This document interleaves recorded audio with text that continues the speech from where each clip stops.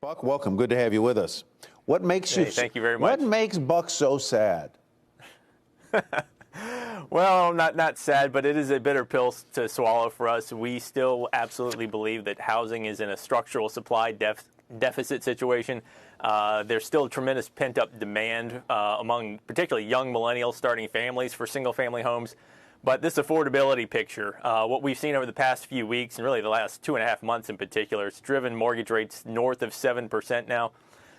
That's unprecedented in terms of the magnitude of that rise. And like you just highlighted, 42% of gross income going to finance the median existing home payment is just too far, too fast. And what it means is home prices are going to have to adjust downward and downward significantly. What we did with our piece, having to step back from the sidelines, is just the recognition that it's going to be hard for builders to outperform as home prices are adjusting downward, and that estimates need to come down dramatically. What we tried to do was kind of kitchen sink these estimates, throwing out a 2011 type scenario, which was the worst year for housing in the past 60. Still think the builders maintain profitability, but estimates could be down anywhere from 50 to 70% from last year's run rate levels. So let's put some numbers on that house price decline that you are forecasting here. And is this a national event, or is it more regionalized, and specifically more regionalized to those areas where house prices had risen the most over the past decade?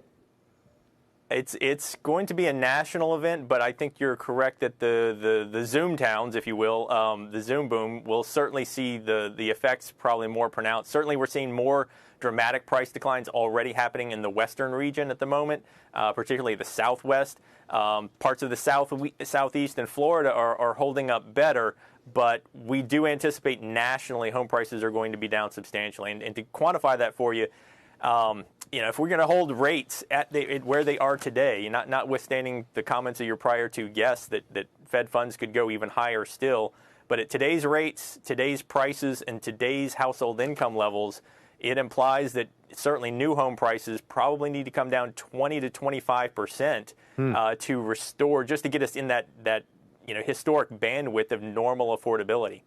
I do want to dig into that a little bit more, but first, just looking at the home builders that you cover, they've all been downgraded from either strong buy or outperform to market perform. The exception is D.R. Horton, which is lowered to outperform.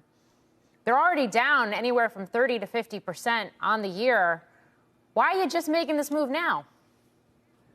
Well, it's a great question, and be remiss to say, hey, we didn't anticipate 7% mortgage rates this year. We were probably too hopeful for a soft landing scenario. That soft landing scenario, I think, is off the table now. I think we have to brace for impact. It's going to be a hard landing for housing.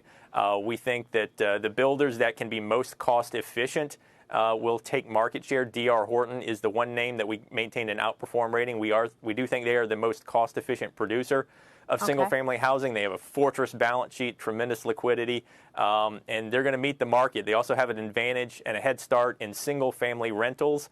We think the builders are going to have to pivot hard into the single-family rental product, and we think Horton has got a great opportunity there.